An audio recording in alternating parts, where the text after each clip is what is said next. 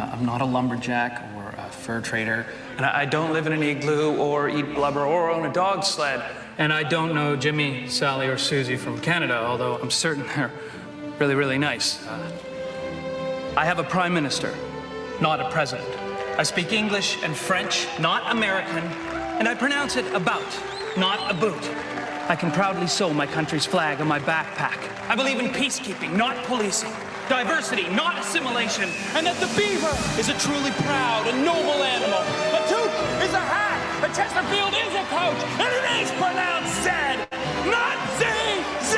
Canada is the second largest landmass, the first nation of hockey, and the best part of North America.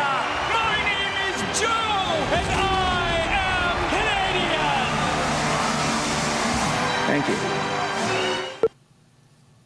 Oh, I love this bit. It never gets old. What's up, everybody? Welcome back to another episode of the Geek Boutique podcast. That's right. It's Canada Day week on the 4th of July. Funny enough, ironically enough, happy 4th of July to our friends down south. But it is Canada Day week. There's also a bunch of people's birthdays in the last week. So I want to mention a couple of people. First of all, Andrew Saxon. He's in here now. It was his birthday last week. Happy birthday, Andrew. It was my niece, my nephew, and my brother-in-law's birthday last week. But there's another person whose birthday was on the weekend. It's actually joined us this week, Mr. Bobby Bad Guy. How you doing, Rob? Happy birthday.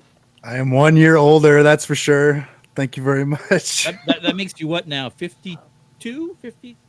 I'm not quite at your guys' level yet, but I'm approaching it. Yeah. At your guys' level. Talking about the old man, my partner in crime, Mr. Aka Messiah Complex Cosplay. Jeffrey, how are you this fine evening? Wonderful. Very, very proud to be Canadian. Happy birthday to Roberto, the bad mofo, and anybody else that has been celebrating a birthday recently. I guess all your parents really like to fuck back in, what would that be, October, somewhere around there, something like that? Take, yeah. Yeah, so congratulations to everybody for getting down the way they did, and we get to celebrate birthdays with all you guys here on this most auspicious Canada Day on the 4th of July, because that's how irreverent we are. I messaged JS about this. I'm like, hey, we've never really had like a Canadian-themed podcast. I think now is the time. We just literally had Canada Day. And yeah, so we thought we'd lead off with a commercial, a very famous commercial up here in Canada. It's maybe some of the Zoomers that tune in occasionally maybe haven't seen that commercial, but it was very, very popular for a time for a very shitty Canadian domestic beer. But the message is clear. Yeah, it's not a good beer, but yeah. No, but the message is pretty clear and pretty cool. And I thought, hey, what way to better start off a Canadian podcast than a commercial about Canada? Producer Jen saying Thanksgiving babies and then saying or Halloween babies at the same time as our buddy Peter Jarvis was in the chat. It's been a while. It's Halloween. Yeah. There you go. Apparently your parents. Yeah, what did I say? I said October, Halloween. Right? Yeah. I was a Really Thanksgiving baby, and my parents never let me forget it. Every once in a while, their stories. Andrew Saxon saying that's perhaps why we love Halloween so much. Hey, makes sense to me. It tracks. Because it ain't easy to be a geek here in Canada, guys. It doesn't matter what you talk about, whether it's different products, whether it's, the cons that we go to. Obviously, living here in Canada, being a Canadian means that, our demographic, the pool of people that you can sell stuff to is very small compared to our neighbors to the south. They're literally 10 times bigger than we are. Which means, unfortunately, we don't always get everything that they get. We don't always see the things that they see. And that's even more true for some other parts of our country, like in Quebec, for example, where a lot of people don't get the products or the content that we get at all. So maybe we should start with content. What have you guys noticed in terms of the kind of content that we get up here versus the stuff that they get down there that really has either said, yeah, this is really something purely Canadian, or oh yeah, these are the things that we don't get. Because there are two sides to look at it, right? There are things that we get here because they're purely Canadian there are also a bunch of things from other countries, specifically from the U.S., that we don't get up here. As far as media consumption goes, it's tough to. The problem with being in Canada is we don't really have our own unique culture per se, right? We get lumped in with our neighbors to the south quite often, or Canada's pants, as I like to refer to the U.S. It's so it's hard to like sort of stick out and be uniquely Canadian, right? Like you won't seeing the three of us. If the three of us were walking down the street in New York, people wouldn't like point and go, "Oh, those guys are clearly Canadian," because there's nothing really unique about us or about our culture and stuff. So anytime something comes along, we're like, "Oh yeah," like that commercial we just saw, or like some specific Canadian product. And of course, now we'll trot out all the fucking like, oh, poutine and maple syrup and beavers and hockey and all the things that are like cliche Canadian, but. Then you get really cool stuff that like centers around that. Like you get like shows like Corner Gas and Shoresy and stuff, Schitt's Creek, stuff that's when you watch it, you get more of it when you're Canadian. Like you can still appreciate it if you're not, but there's certain things in there you go, oh, that's for us. That's us right there. That's who we are. That's how we get it. So I don't know, man. It's I dig it. I like it, but sometimes it can be tough, right? Is it so? So Jennifer's bringing up the Super Bowl commercials here. That's one big thing for sure that everybody talks about every year that we don't necessarily get up here unless you've got some sort of pirated device. But when it comes to actual TV shows, is it fair to say we may actually get more stuff up here than they do down there? Because not only do we get all of or most of the American TV shows, they likely don't get the Canadian TV shows. That's a good point. One of the ones that came to mind that Jeff didn't list was Trailer Park Boys, Another who one. I believe are guests at Fan Expo this year. But that's something they're missing out on in a big way. I mean, there's the Trailer Park Boys, like as a show, Shoresy. Although I think Trailer Park Boys. Are they? I think they've broke into the U.S. and they were pretty big in the U.S. at one point. Were they? Oh. But I could be completely out to lunch there. That's how they actually. That's usually how they measure a successful Canadian product. Yeah, if it does get popular yeah. down in the U.S., right? Like Jennifer saying there, they love the shit out of Schitt's Creek. Yeah, but only at the end, because I think Schitt's Creek won actual Emmys. Because most Canadian shows are only up for Junos, like they're not actually up for a lot of the American awards. But I think Schitt's Creek won a shit ton of Emmys, if I'm not mistaken. So, oh really? Interesting. Yeah. So like Nicole talking about CanCon, right? Like I remember them talking about us about CanCon, like as we would complain about the radio. Do you guys remember listening to music on the radio? And you'd have the FM, or actually back then it would be AM radio, and every third or fourth song would be some Canadian hit. And as kids, we didn't know any better. We were like, "What is this shit? Like, why are we Canadian content?" They're actually doubling down on that across the internet as well. Yeah, social media, YouTube. Yeah, so I think that's part of the difference now. I think now with like kind of what people are saying in here. Yes, for the Canadians, like we're specifically seeing our content and such, but now because of the internet, because of streaming services, because of social media, like there's like the lines are all getting blurred a little bit more. That's why I like it when a product comes out that is clearly targeted against us, and not like, and no slight, man, but not like some like CBC Gem show that's like super low budge and film, because a bunch of shit gets filmed here, right? Like that was my next point. Yeah. I'm watching. I haven't watched it all yet, but I was literally watching this week's episode of The Boys. And of course, that is filmed in Toronto. And there's this scene, this won't spoil anything, but there's a scene in this week's episode of The Boys of one of the soups in Toronto. He says, "I'm in Toronto." And you can see, just to make sure that everybody knows he's in Toronto, by the way, it's the CN Tower that's directly behind him. Just so you know that he's actually did that this year too, or last year. Strange New Worlds did a show where they're in the past and they're in Toronto because they're filming in Toronto. So they happen to be in Toronto. Yeah, it was hilarious. Now, the funny part is sometimes you'll have shows that are filmed here, but want to make sure that people don't know, or they don't want to have the show be a like quote unquote Canadian show. Like a show that I loved that was called Orphan Black, and it was filmed in Toronto. but it was a show that already had, I won't spoil it, but there's a show that already had some visual effects. Well, they would go in and change signs and shit on the street if it was an outdoor scene. So instead of like CIBC Bank, they would change it digitally to something else like Fairview Bank or whatever, just so you didn't know as the viewer they were filming it in Toronto, so you wouldn't think it was something that took place in Canada. They wanted it to be more ambiguous than that. So it's funny how some of them now are like sort of embracing the fact that, yeah, we're shooting in Toronto, so here we're going to base part of the show in it. And then other ones that were like, we're shooting here, but we don't want you to know, like, you know what I mean? We're shooting in your country, but we don't play for your team, kind of thing, you know? So, your taxes they change signs all over. Subway signs all the time. Subway signs are changed to look like something else. You see, like, yellow New York taxi cabs downtown Toronto all the time because they're part of a shoot somewhere, right? Yeah. Flashpoint. Another fantastic show, an American show that was shot here in Toronto. But again, they had no issues saying, oh, there's a shooting at the Eaton Center. Or, oh, something's going down at, they were using actual landmarks in part of the city. So that was kind of neat, even though they never actually said they were in Toronto. Andrew Saxon is saying, I've seen a Gotham cop car in Hamilton from Teen Titans. I didn't know Teen Titans was filmed in Hamilton. I didn't know that either, but I do know Suicide Squad was filmed in Toronto. I remember my brother was downtown Toronto sending me pictures of the Batmobile when that happened. Yeah, Nicole saying the same thing. I appreciate that in Strange New Worlds because so many pretend it's not Toronto. It was refreshing. Yeah, they were. You could tell they probably just were like, I mean, I guess we could digitally change everything that we're doing to make it look like a completely innocuous city, but why bother doing any of that? Let's literally just say, yes, we're in modern day Toronto. Yeah.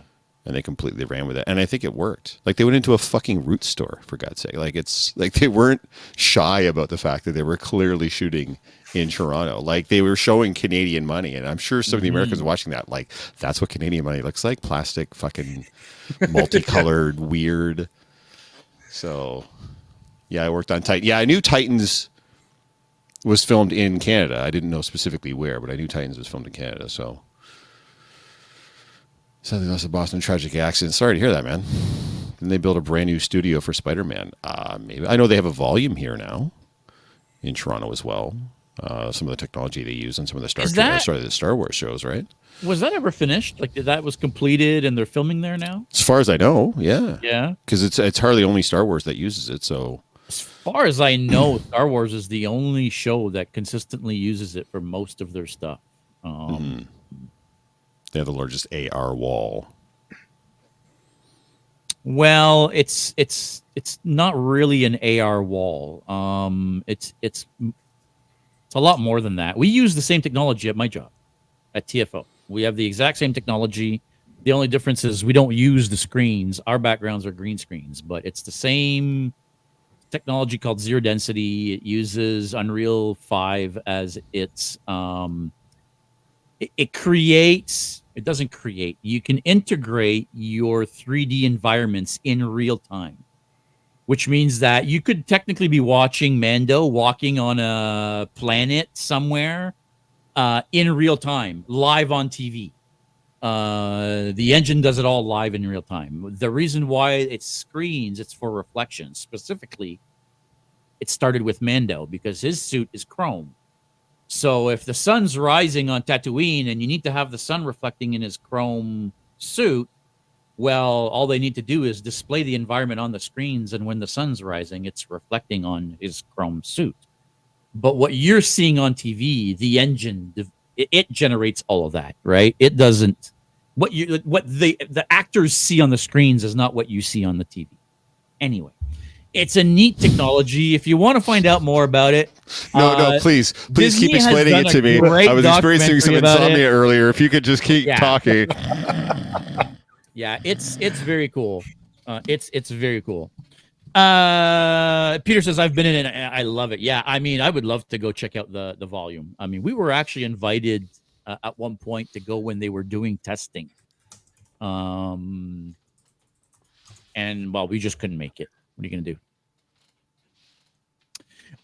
Jeffrey, So, Are there any American specific products that you like to ask for when you know people that go down to the States, or perhaps when you go, or are there any? Tell me a little bit about the Americanized things that you maybe enjoy a little in secret and well, there's no secrets. There's no secrets here. There's no secrets with the geeks. Yeah, obviously. I mean, and I've heard differing opinions as to why, because they'll be like, now, I don't know if there are any Americans in the channel or anybody that's spent considerable time down there. What the fuck is with Oreos? Like, what is the obsession with Oreo? Like, everything, there's so many Oreo flavored things. Like, they put Oreos in fucking everything down in the States. I don't know why they're so completely obsessed with this cookie. I like Oreos. Oreos are fine, but like, I just find that it's more of a variety thing when it comes to food and drink stuff, right? In fact, there's now Canadian stores popping up that are specializing in selling American candies and food products and beverages and stuff. We've got a couple of them. I think there's 3 or 4 of them here in London. From my understanding, a lot of it comes down to the actual labeling, because it costs them twice as much to make Canadian labels because they have to be in French and English. Mm-hmm. Whereas when they can sell in the States, they're only obligated to put English label on it. So what I was always told was, we don't get some of the American product because the manufacturers choose not to bring it up to Canada because it would be too costly to do so, quote unquote, or cost more, so they don't bother.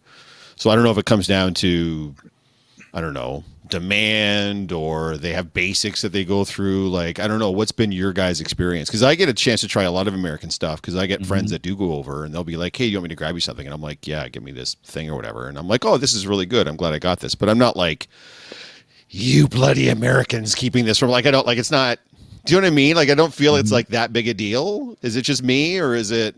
Because then they'll try ketchup chips or all dressed chips, and they'll be like, what is this? This is amazing. I'm like, Yeah. it's potato chips, man. Settle down. Like, it's not, you know what I mean? There's some stuff that's uniquely Canadian to us too. Like, there's certain snacks and shit up here that only we get or only we do, and then the Americans try it and they're like, this is great. Why we don't have this? But do you guys find the same thing with the American stuff? Do you get a chance to try some of that stuff? Yeah, I feel, for me anyway, it's a lot of the stuff down there, I feel, and to go back to the Oreo thing you were saying, I feel like a lot of the stuff down there is excessive, right? Like 70 different flavors of Oreos. It's so weird, dude. The obsession with that country. With that why cookie, is there a whole shelf of Oreos? Like, I don't get it, right? Because I don't like any of those flavors. I just like the regular Oreos, right? Like, I bought the Star Wars Oreos because it was a Star Wars thing and I wanted to see what color I was going to get, but they're just regular Oreos. You know what I mean? Like, they have ketchup chips don't taste like ketchup. No artificial flavor tastes like the actual flavor. Yeah. Grape soda doesn't taste like grape juice. Orange flavoring, banana flavor, none of the flavors taste like the thing. Yeah, they taste like the color. They taste like whatever that flavoring tastes like. Yeah, taste banana, like artificial banana flavor tastes like yellow.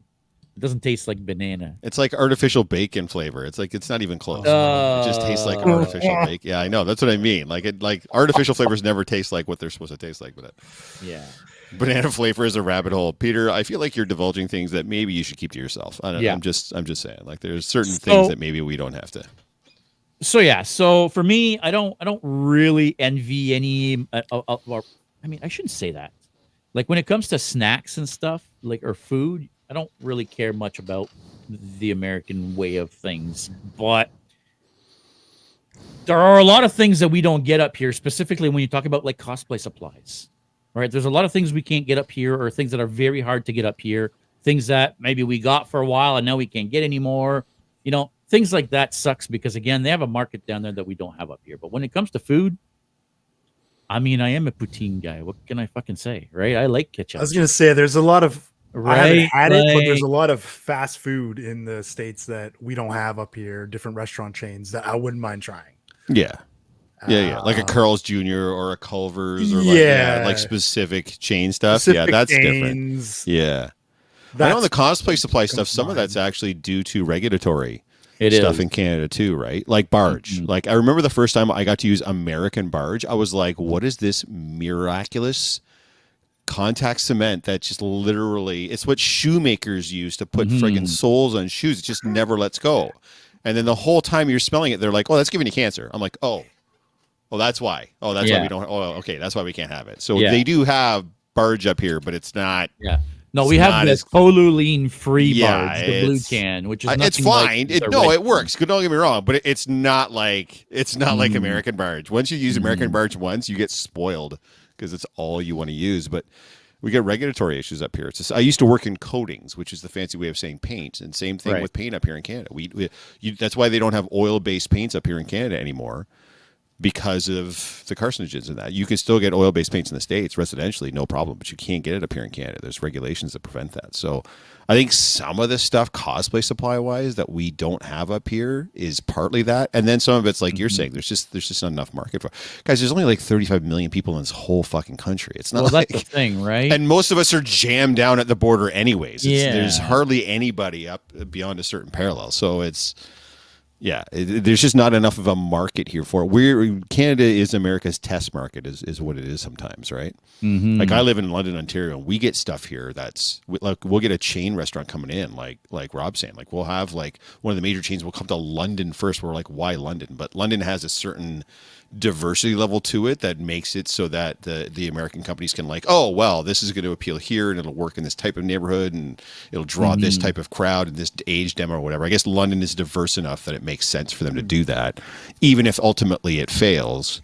They collect enough data from it that they can be like, oh, okay, well that's why we're going to be able to do this and this and here. But we have more consumer laws here. Nicole saying, yeah, absolutely, of course, man. They try shit out up here, and then sometimes it works and sometimes it doesn't. But sometimes the Canadian government steps in and goes, "No, we're not going to have that. That's not cool. That lawless wasteland down in the States, you guys keep that shit down there. We're not doing that up here." Peter's saying here, McDonald's poutine was tested in Poland. I'm not sure why. Maybe McDonald's poutine is serious. As a French Canadian, I could tell you the McDonald's poutine sauce is proper.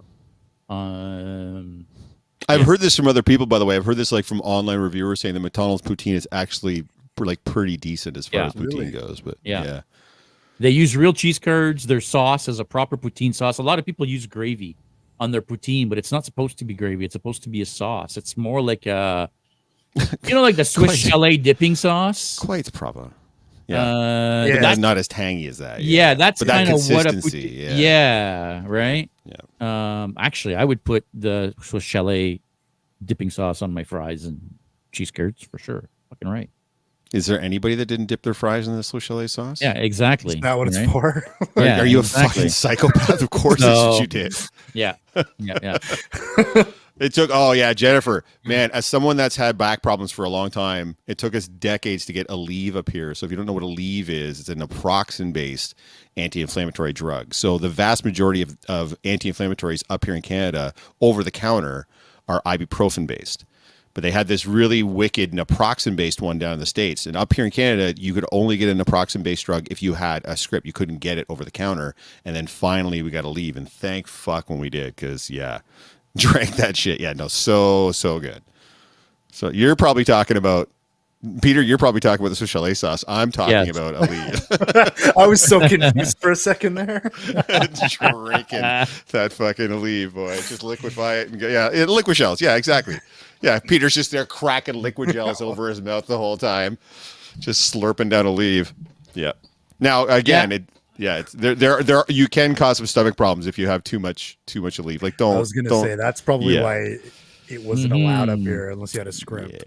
Yeah. It's hard. Yeah, I think the idea is you're not supposed to take more than one a day or something like that, right? So they're pretty. Well, you just got to balance out the pain that you're experiencing based on whatever it's doing to your stomach lining. Like, you just have to like weigh out that greater. Yes, drank the sauce. I mean, hey. But regardless, not gravy, folks. That's more what a poutine sauce should be. But I think talking about, I mean, I'm sure we could sit here and talk about Canadian food all night, but versus American food all night. But from a cosplay and like even like from a geek perspective, like we kind of talked about before, being a cosplayer in Canada can be the fucking shit sometimes, man. Like it's everything is tougher to get. Not just stuff that we're not supposed to have, like barge, but like shipping costs are more to come to was Canada. just So gonna much of the stuff say. coming out. In fact, I'm part of a bunch of Facebook groups. Not that I spend a lot of time on Facebook, but I'm part of Facebook groups that are into costuming. And a lot of times they're buying and selling stuff. Like I'm in a couple of Batman ones, and they're buying and selling cowls and suits and stuff amongst each other. And so many of the guys that'll post, they'll say shipping to the U.S. only or shipping U.S. continental only, and it's stuff that I want so bad. And I'll message those guys. I'm like, hey, is there any way you'll ship to Canada? And it's just no. Like it's just a flat out, I'm not doing that. And then of course, when it does come from the States, sometimes there's brokerage fees, sometimes there's tariffs, sometimes there's whatever. Like it's such a drag being a cosplayer in Canada if you don't make your own shit. Which, hi, how you doing? It sucks, man. Paying duty on shit and waiting more time. Like, Yeah, you know what I mean? it is a pain in the ass, even if you do make your own stuff. Two examples. One, like getting electronic parts, little electronic parts. It's all got to come from the States or China. There's nowhere in Canada, until recently, been no great places to get that. And I'm probably a lot of stuff you still can't get here. Like you still have to order from these at least the States. Yeah, at least the States. There is a store near us that has started having a lot of stuff I wish was there 5 years ago when I was building drone, but until that popped up, there was nowhere to get little pieces like that for small electronics. The other thing, and I know I'm going to get called out here, but I don't have a good link for EVA foam. It's not cheap. It's not a cheap thing, right? I know there's some stores in your area, Jeff, but around here, you got to order it online somewhere, and it's not cheap whatsoever. I don't know if it's any cheaper in the States, but it's hard to find. You talking about EVA foam? Yeah, like rolls of it. Yeah, it's becoming harder and harder. Let's read this for a quick second here. Andrew was just hit with a $90 duty on my order of an old.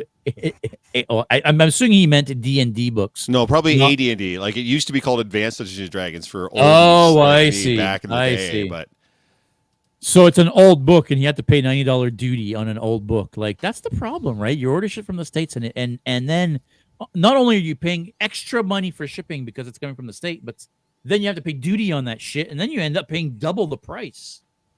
And it's like, well, what the fuck? Like, only because you live in Canada, there's no other reason. And by the way, I don't live in New Zealand, guy. Like, I'm not at the bottom of the fucking planet across the globe. Like, I'm right there. Like, I can see it across the lake.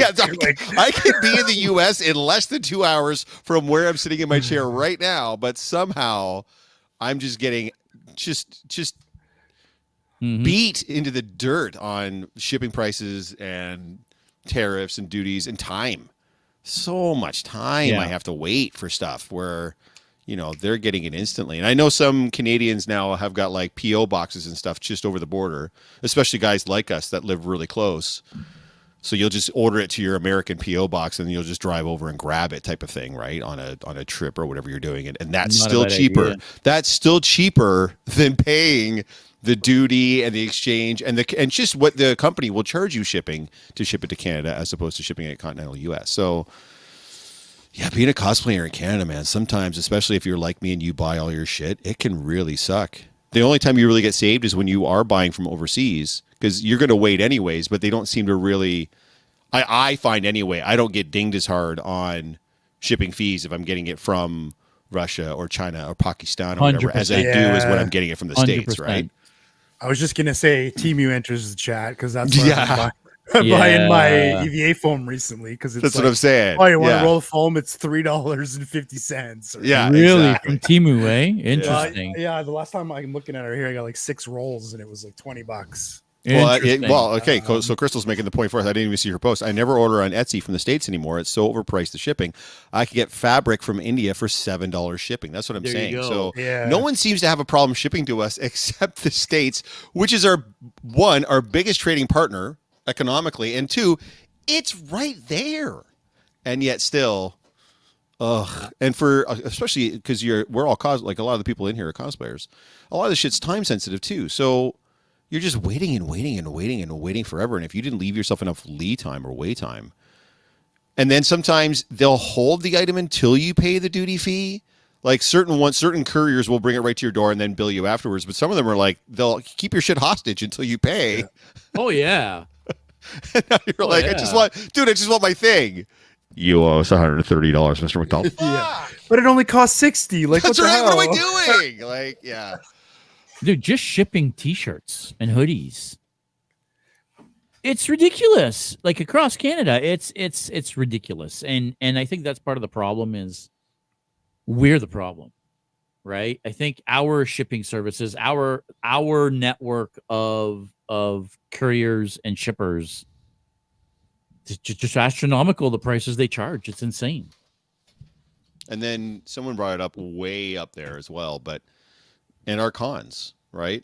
I mean, again, there's 35 million people that live in this country, and we're a smaller demo. We're a smaller, but Fan Expo is one of the biggest cons on planet Earth. And then you look at the guests we get, and it's like we're not even close. Like you see some of the MegaCon guests or the DragonCon guests, and I mean, like they're getting fucking Avengers, man. Like like Chris Evans just pops in, or like Chris Hemsworth just popped, like biggest stars in the world at the time. Like I'm not talking even now. I'm like at the peak of the movies going on. Like fucking Endgame just come out, and Chris Evans is at a Comic-Con signing fucking autographs and shit, and we get the guy that did this from Stranger Things. Like what? Like what? The voice actor from this cartoon. Like, and again, no slight. I'm No not trying knocking to shit them. on. No, but it's just so weird that we have this giant con here, and yet There's got to be some issues potentially related to crossing the border that I don't understand, but it's got to be related. There's some cases, I'm not saying for maybe our genre, but like certain people can't cross a border for whatever reason. Well, right? no, yeah, okay, yes, You know what yeah, I mean? So fair. there might be some of that. There might be some, We actually, funny story. We actually ran into that a couple of years ago when we put together the Anchorman group for Niagara Falls Comic Con a couple of years ago. Originally, because the guy that played Champ, the cowboy hat, was going to be at Niagara Falls Comic Con. So we were like, oh, we'll put this on and we'll go meet him and get pictures with him, whatever. He had gotten a DUI like the week before the con and had to cancel because he couldn't cross the border at that point. We were like, fucking hell. So yeah, I do get what you're saying, like for some of them, but I have like some of them film up here. It's not like it's not like a lot of these celebs never come to Canada.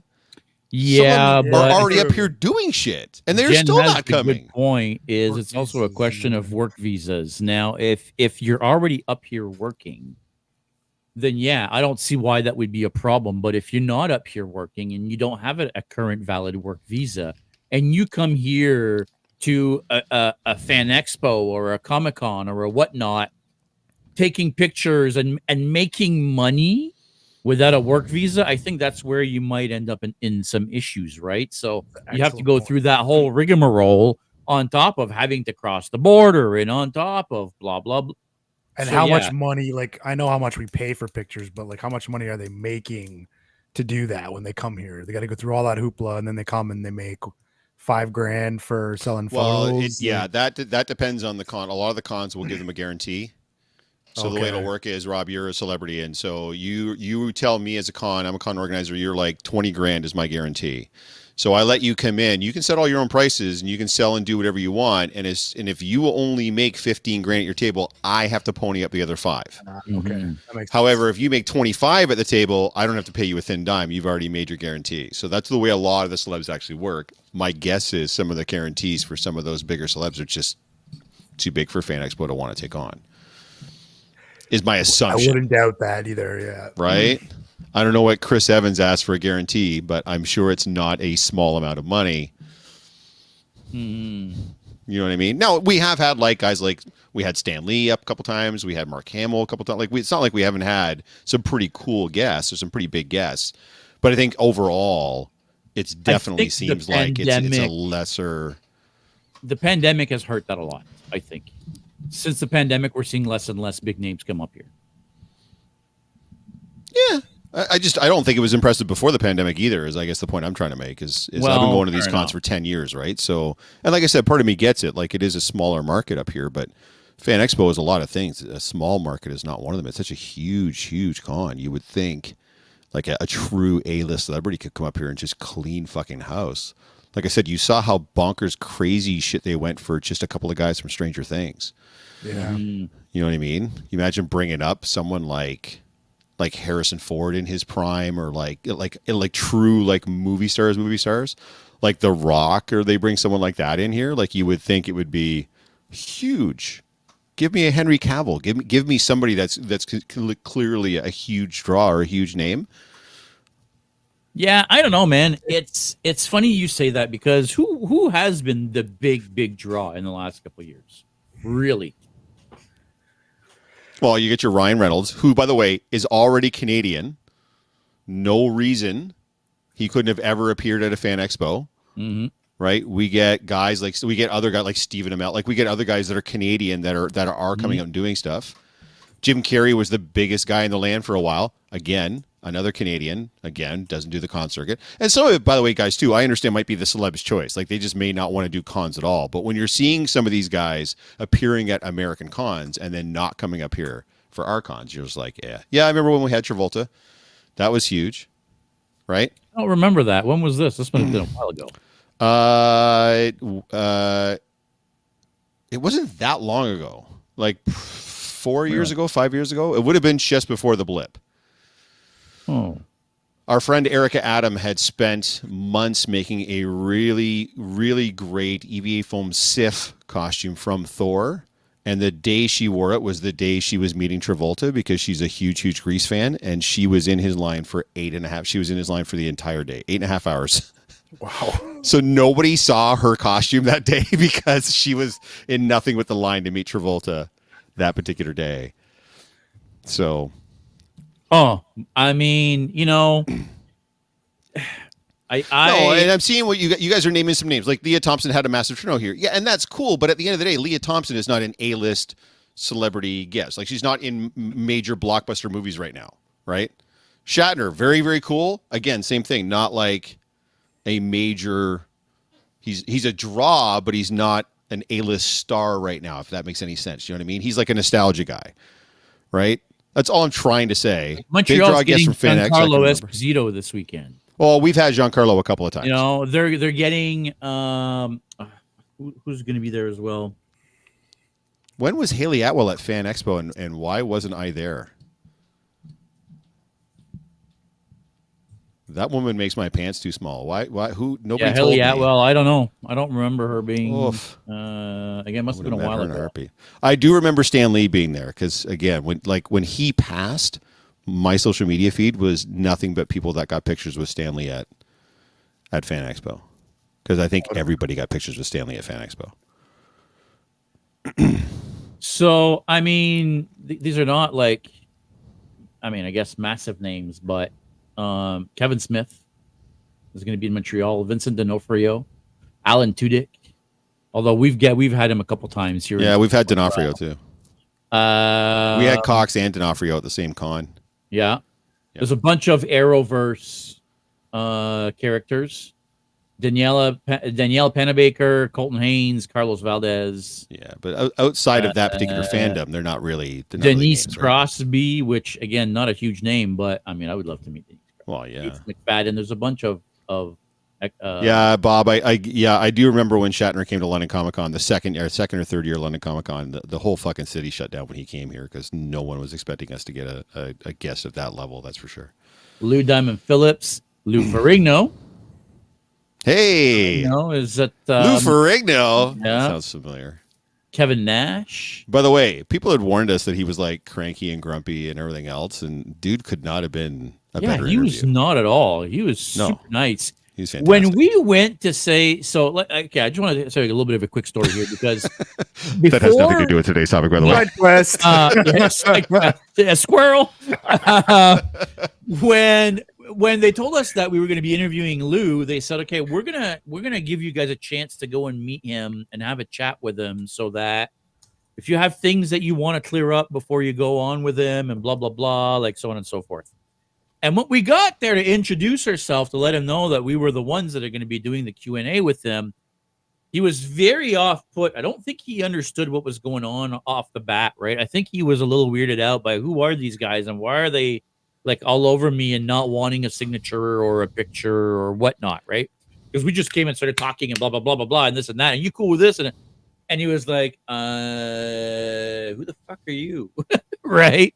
But after that, it was totally cool. Well, I fucked up because, again, he was still mainly reading lips at that point, and we were stood far enough away from him that I I pointed to you and I said, we're fanboys. Like, we watched you growing up. We're fanboys. And he read fanboys as family. Because he immediately turned on us at that moment. He's like, don't talk about my family. I don't want to talk about my family. And we were like, yeah, cool. We won't talk about I didn't realize at the time that was the fuck up.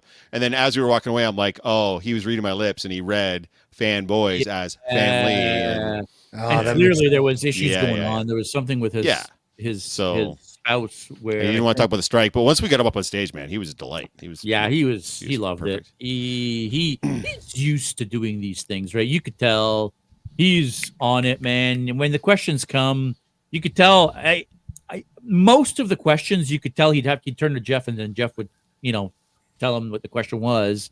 And before Jeff was even done saying the question, he already knew the answer, right? Because he's heard all of these questions before. Oh, yeah. The guy's a fucking 40 pro, years, right? Yeah, he's been doing this for long enough that he knows how it works. So yeah, he was awesome. I love Lou Ferrigno, man. That was awesome. And I would never try to suggest that there isn't a market, obviously, for nostalgia people like that at one point were huge stars, and then maybe now are not as much because they haven't done anything recently. Of course, there's a huge market for that too. But you're not going to sell 180,000 tickets to come and see Lou Ferrigno at Fan Expo. No.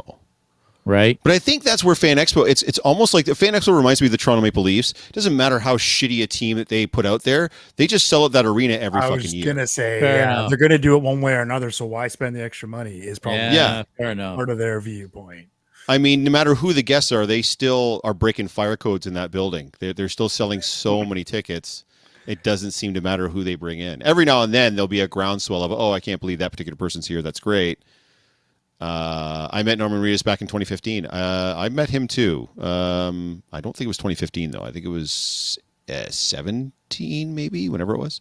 He was high as balls when I met him, by the way. Oh, really? Oh my God. He was so fucking stoned. Would not take his sunglasses off. Just would not. His eyes were so red.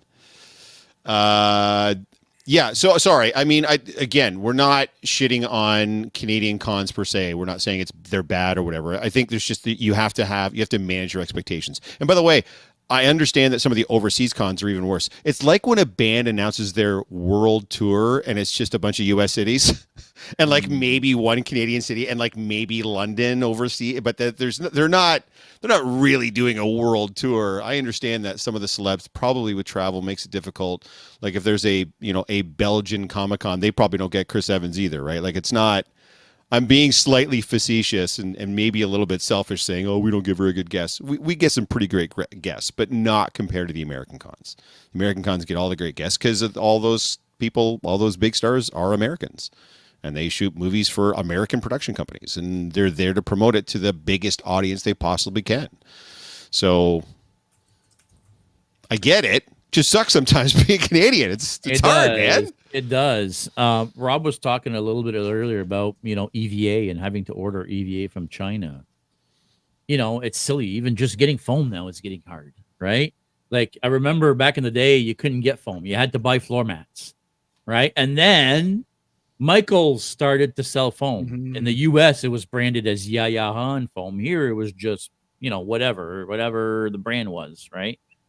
Great. All of a sudden, now we could get proper EVA foam that was smooth on both sides, in rolls, right from Michaels. Wicked. That stuff was genius. Michaels stopped selling it, and now it's like, well, fuck, what do we do again? Now, you guys in London, you're lucky because you got Lindy, right? Yeah. Linda Creswick. Well, I mean, she's in Chatham, and she ships, by the way. So Lindy Cosplay Supplies, if you guys are looking for exactly what Rob's talking about, if you're looking for foam, if you're looking for Warbler, if you're looking for bars, if you're looking for any of that stuff, this is not a shill, by the way. She doesn't sponsor the podcast. No. We just love Lindy. We had her on a couple of weeks ago, and we've worked with her a bunch. So Lindy Cosplay Supplies. She does not have a web page, per se, but she does have a Facebook page, and I think all of her stuff is there, like her photo albums or whatever. So just contact her. Which is what I should do is just stock up when I next see her at a con. Mm-hmm. Yeah. She'll be at London for sure, Rob. So if you do end up coming to London, then that's the for time, sure. Yeah, order it ahead of time, right? So that way when pick it up there. Just pick it up when you get there, right? You can just take it from her car and throw it into ours, right? Like that's probably the ideal solution. Yeah, Jennifer's right too. What she's talking about, we sheer size as a country. If you were here right from the very beginning, Joe there, that's a Canadian in the commercial there, mentioned that we are the second largest landmass. Yeah, we are physically the second largest country in the world. We're just very sparsely populated, and a lot of that population is really in the GTA. Like everything in Canada happens in the GTA, and then. Like a bit of an aside, like I've looked into work, I've done some acting already, and looked into doing voiceover work, and I've looked into actually getting into actual like professional acting and stuff. And I've got a buddy of mine that does it, and he was willing to hook me up with an agent, but he's like, but here's the thing: every single audition, every single opportunity you're going to get, every one of them is in Toronto. So if you're not ready to drive to and from Toronto for auditions that you're probably not going to get, sometimes as many as 2 or 3 or 4 times a week, don't bother. Like there's no market for this anywhere other than the GTA. So fair enough. Vancouver to an extent, but I still don't think it's quite the same as GTA. Like Jennifer's saying there, Van doesn't get exposure to stuff like TIFF and premieres and sports like we do. True. Yeah. So yeah, and that's another thing too, right? When we look at sports here in Canada, I mean, obviously we've got our own football league, but we don't have an NFL team. We have one Major League Baseball team. We have 7 hockey teams, but that's hockey for crying out loud. Yeah, but one of them is the Habs, and one of them is the Leafs. Ugh. Like we have 3 MLS teams.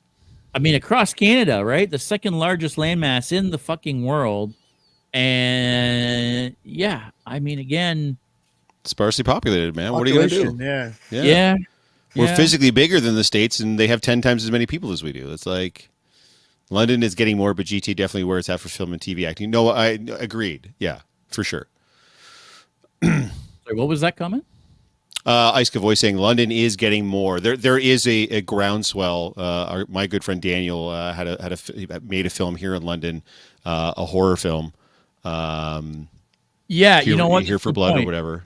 Yeah, and now he's on to his second film, so there is a bit of a groundswell going on in London. But at the end of the day, like as far as like gigs go, you have to go to Toronto. Like there wouldn't be enough if you were a working actor. You couldn't do that from London. You would have to be living and working in the GTA. So, which again, I get it. That's all the people are there. Like how many people live in just down like just Toronto itself? Like it's in the millions, right? So I get it. But yeah, from a cosplay, from a geek perspective,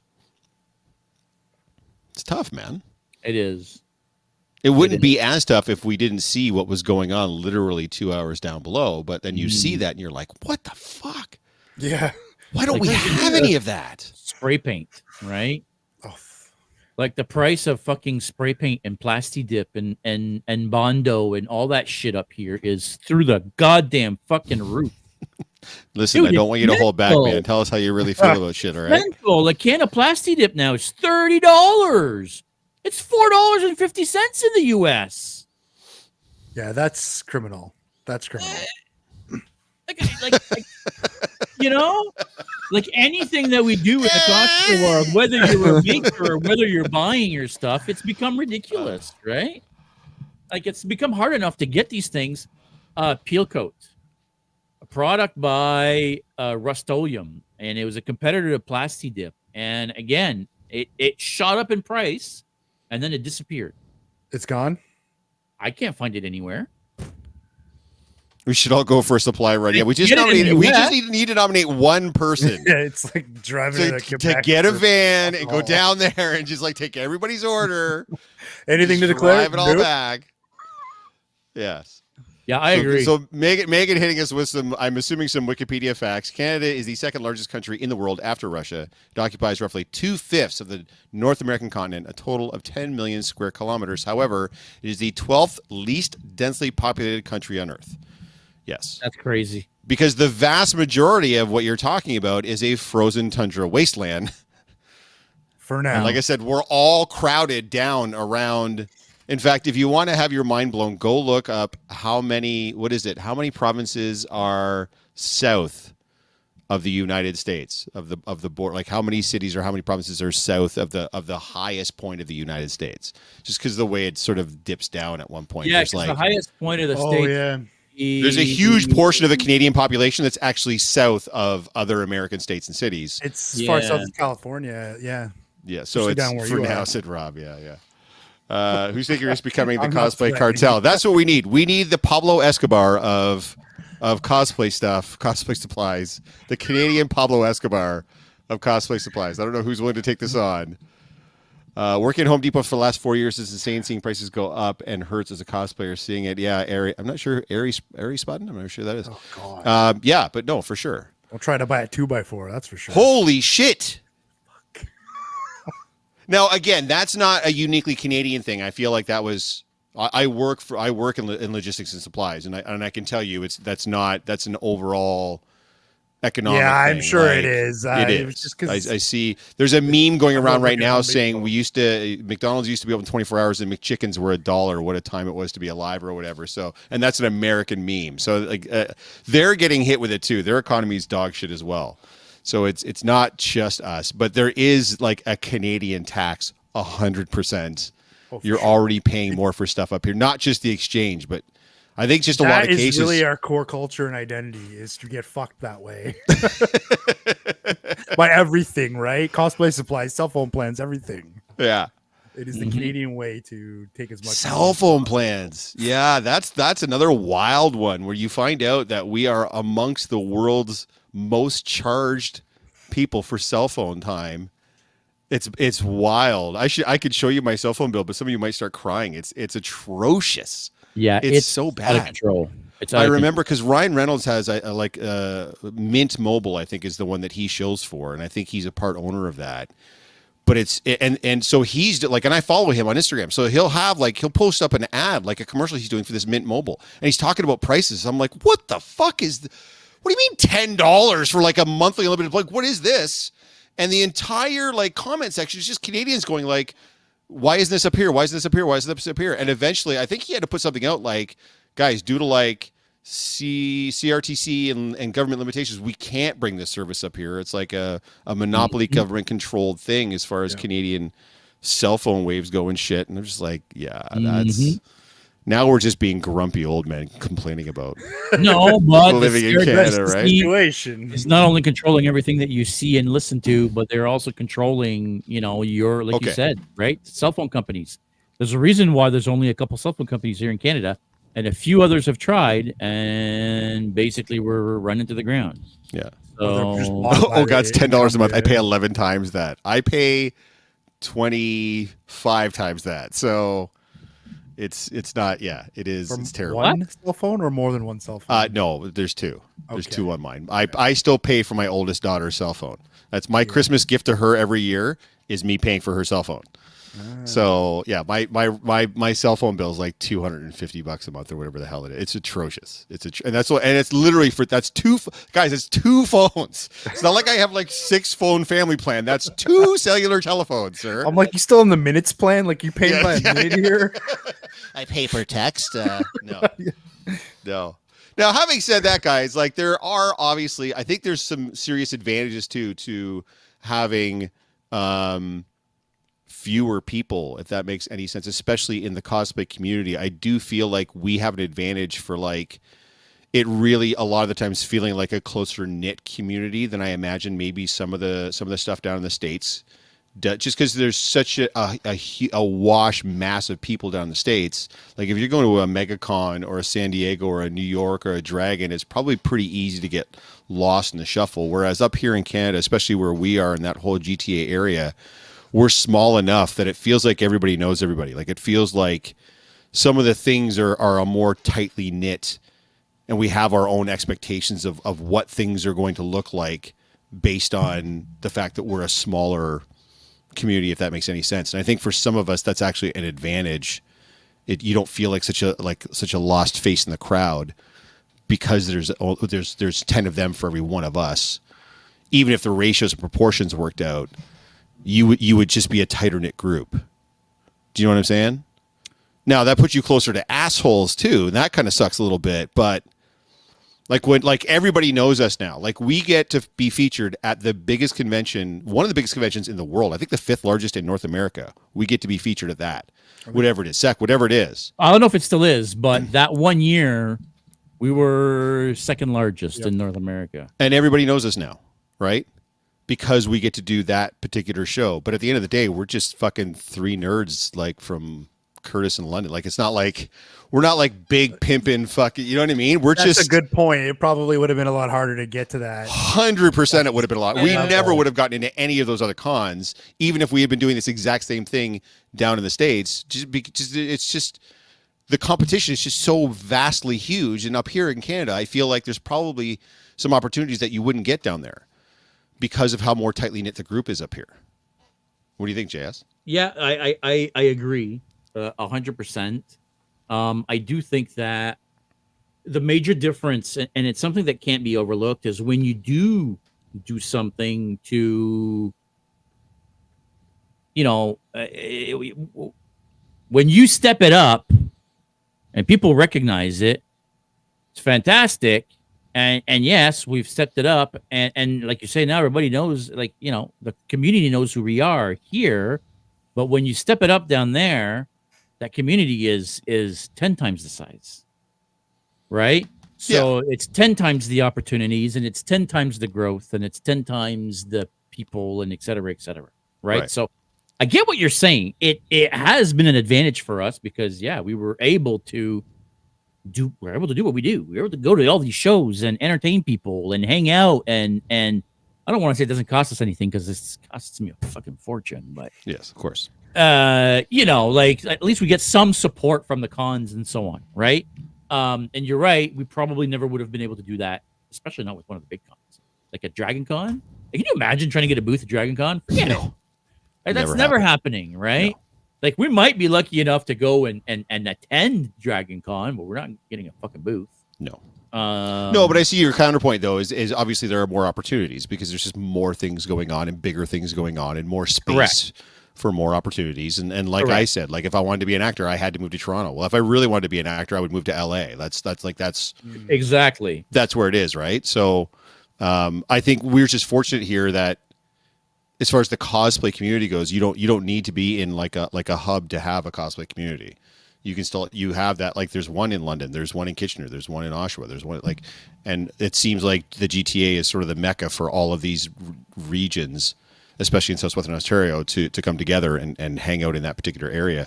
I just feel like if you guys were from Rochester and I was from Maine and we were all going to New York Comic Con every year, it wouldn't feel to me like the same type of thing. Like, we wouldn't be able to walk around a con and just know who everybody is and interview them, and 100%. You know what I mean? That's all I was trying to say. I get your point, though, JS, is the opportunities are not as replete as they are down there because there's just more stuff going on down there, right? So look, ultimately at the end of the day, it all comes back to that scale of them being 10 times the population. They got 10 times the opportunity. Right. Type of thing, right? I mean, we're I like think Cheers also, up here. Everybody knows your name, right? That's who we are, man. And I think, look, at the end of the day, all you need to get a cosplay community is for people to cosplay, right? Let's be honest. That's all we need is for people to cosplay and to have similar interests and to want to get together and want to have fun, right? At the end of the day, that's what it's all about. Let's be honest, right?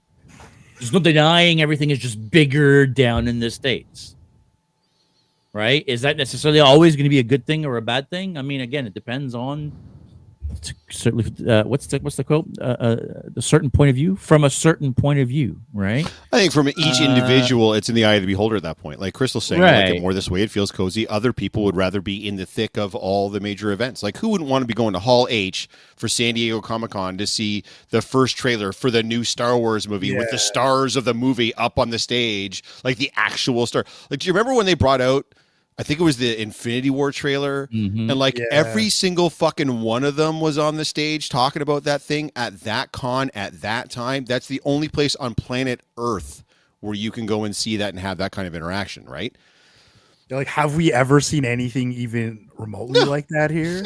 No. Yeah. And we never will. We And never and will. so that's what I mean. So I think you have to decide, like, either go there and try to experience that, because I do have friends in the cosplay community that have been to San Diego that have experienced that, or you're one of those people like Iska Voice and Crystal and some of the others saying, like, no, I kind of prefer it this way. I prefer it on a smaller scale where we're all friends, we all know each other, but it just means that we don't get that huge experience. Yeah, yeah, no, I get we just that. don't get that. So Listen, let's be honest. When you cram 80,000 people in the Toronto Convention North building, I don't care how big it is. It's crammed and it's claustrophobic and it's all the stuff people are still saying. Like, you know what I mean? Like, oh yeah, we have big conventions here.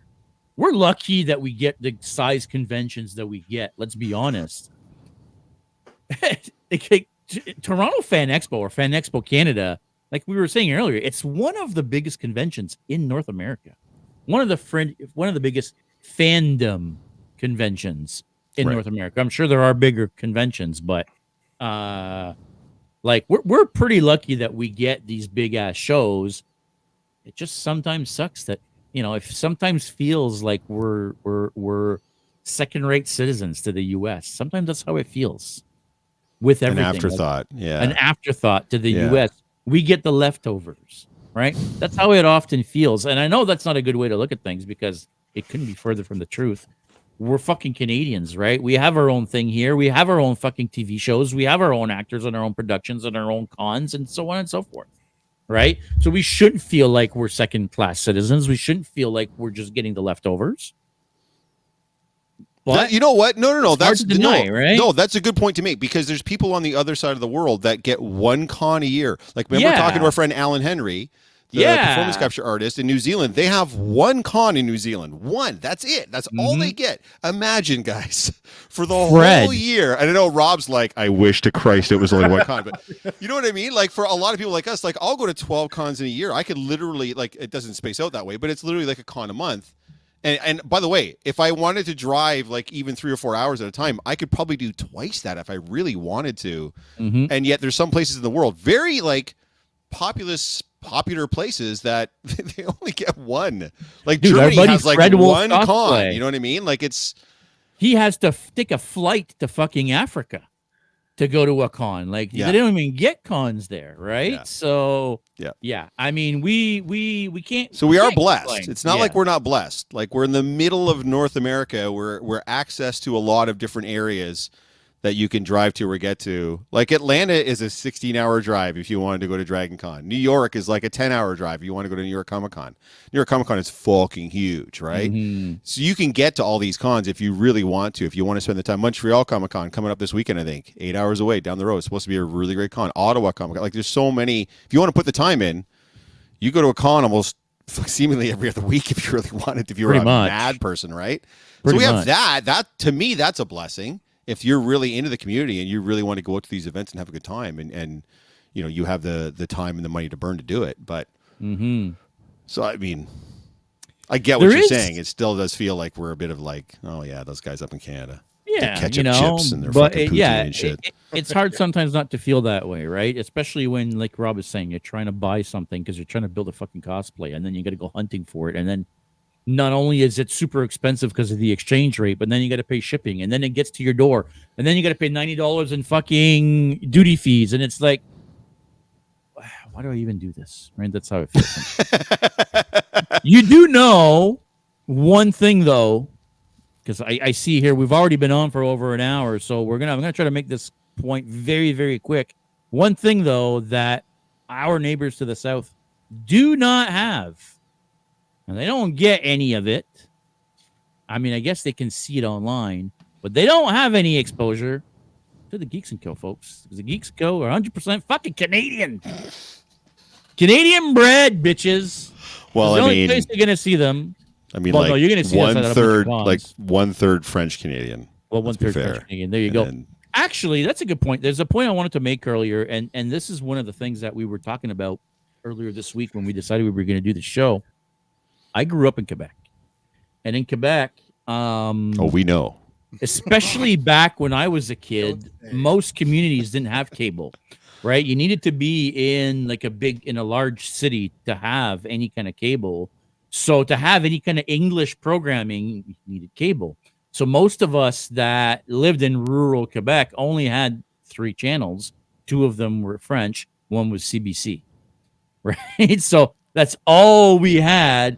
So a lot of the TV shows, a lot of the content that you guys would get that came from the U.S., we wouldn't get. We sometimes wouldn't get till years later when it got translated in French, and then we would get it in French, right? So as a kid, I'd be watching shows that my buddies' parents were watching when they were kids. Like, do you know what I mean? So even that was a weird dynamic in the sense that like we would never get the same things that even you guys would get here in the rest of Canada, right? So And for that, I had to take mandatory French class until grade 8.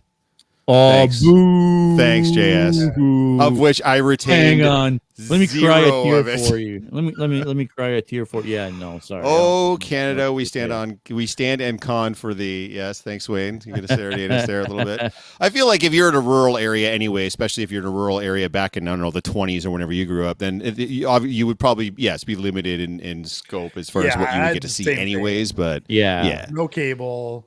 I had to go turn the freaking antenna from my dad. Yeah, just to get 3 Canadian stations. I don't think we had cable. We were also poor growing up. That was another problem. But until like I was 20, and I didn't see the only time I ever see an American station is when I went to my grandma's house like twice a year. She had cable, but yeah, and then similar where I was too. Oh yeah, my dad was rich. He had a remote for the TV. The remote's name was Jeff.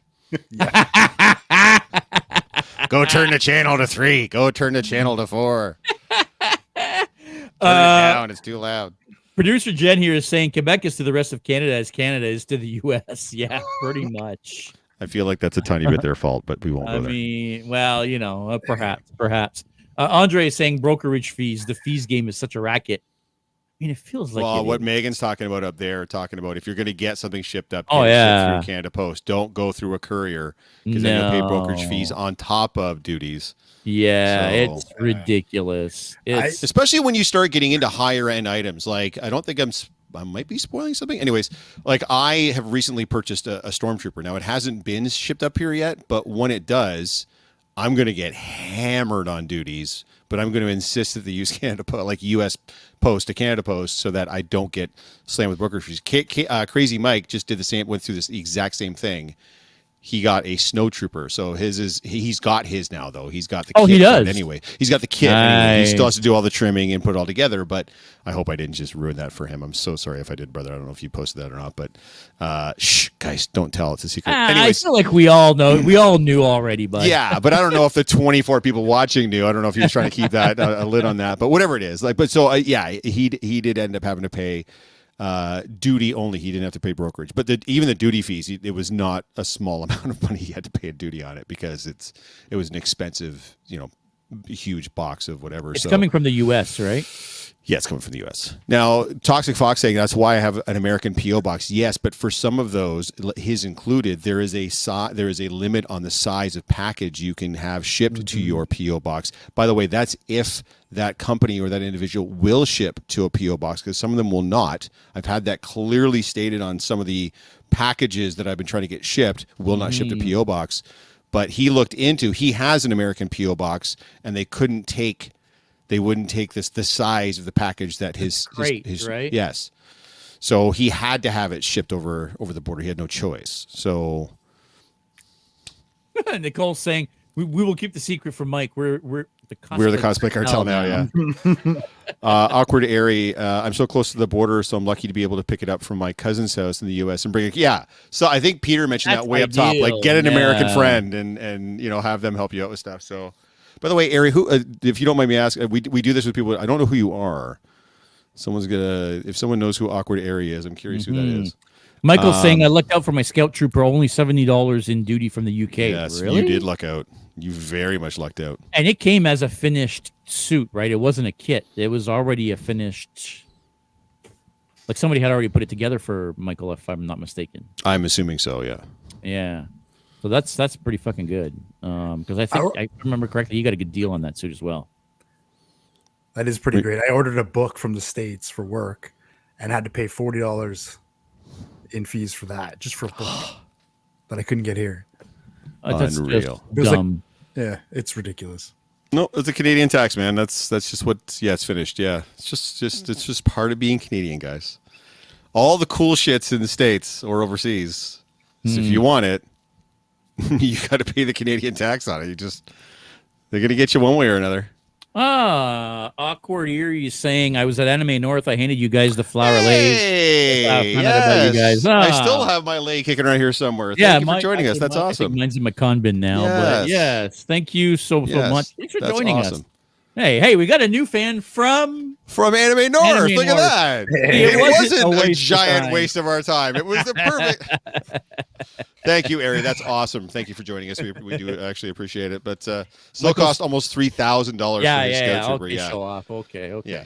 No, these guys, these suits are not cheap. Like it's a whole damn undertaking. So, I'm doing what Michael did too. I'm not finishing I'm paying somebody to do mine because I don't have that. Mike showed me. He opened up the box. He showed me all the pieces and parts. I'm like, no fucking way. You're like, it doesn't come assembled. Fuck, there's no. And it's funny too because the one group I am on, I'm literally watching. There's at least 2 or 3 guys in there that are doing the trimming that trimmed it wrong and overcut it, and so now there's gaps and shit. And I'm like, that's exactly what would happen. That's why I'm not doing it, because I would fuck it up once, and I'm all this money in, and now I've ruined it. No chance, sir. No chance.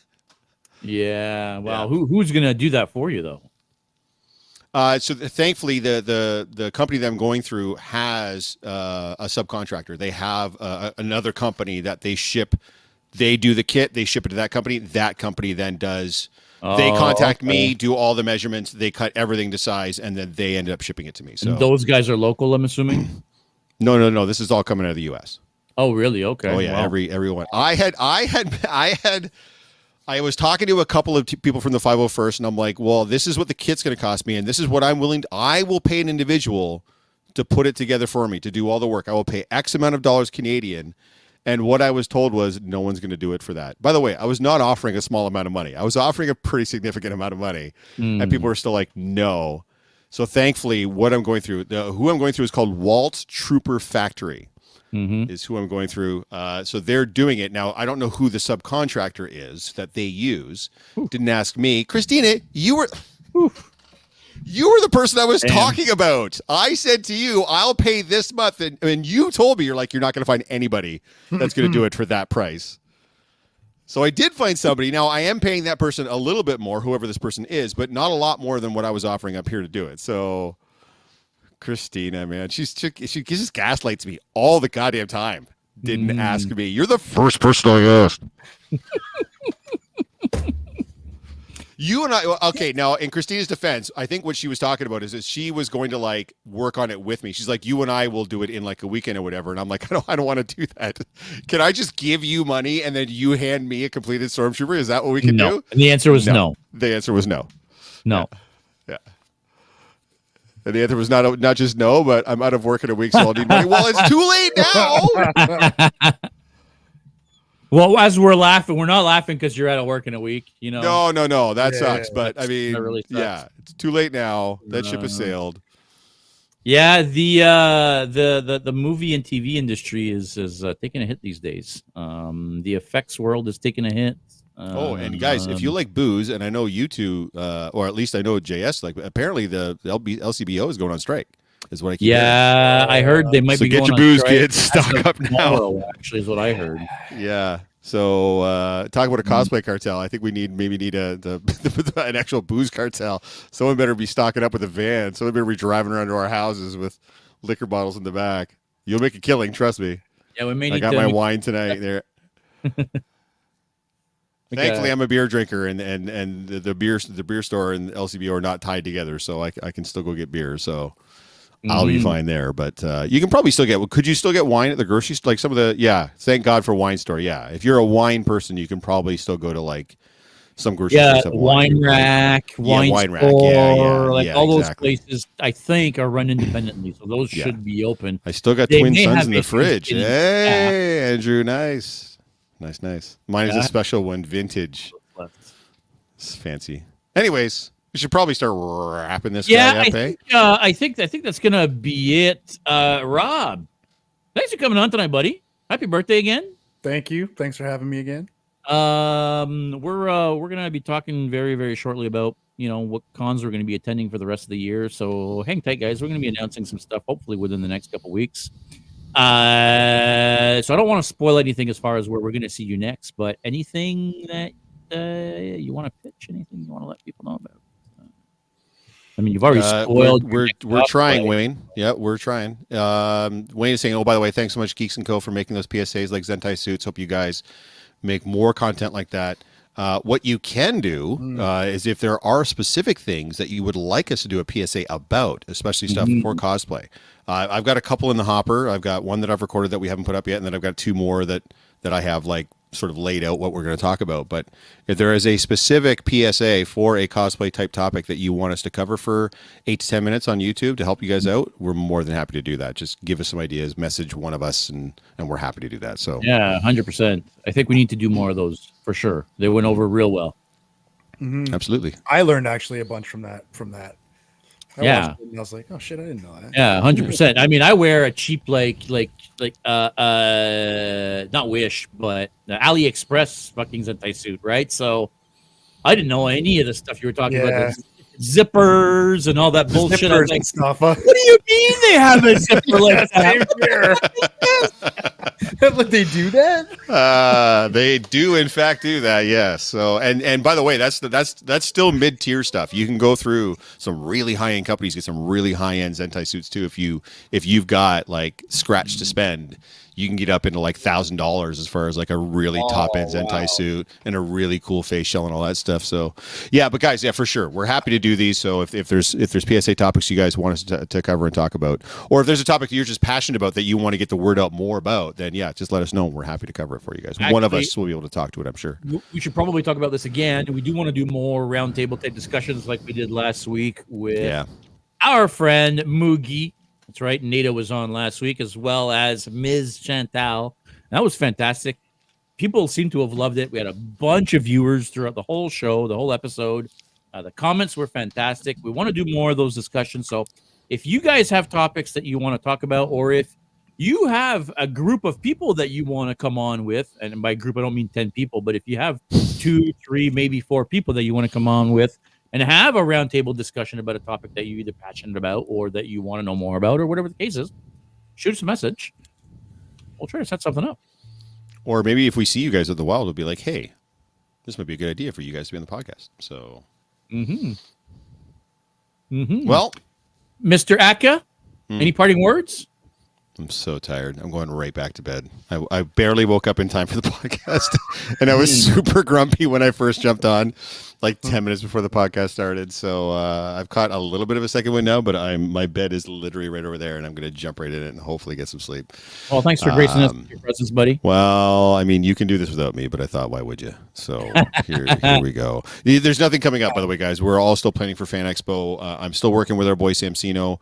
I have gotten a little bit further along in the special project that I've been working on. I'm still hoping to have that ready for Fan Expo. But and by the way, guys, a bunch of you have been asking me. We're still waiting to hear from Fan Expo as to what their plans are for us. So when we know, you'll know. Until you hear it from us, we don't know. So you'll be the first to know. Yeah. And on that bombshell, I think that is going to be it for tonight, folks. Make sure you click that like and subscribe button. Really, really helps the guy out. So if you're not subscribed, like I say it every week, I don't know what is wrong with you guys. Click the damn subscribe button.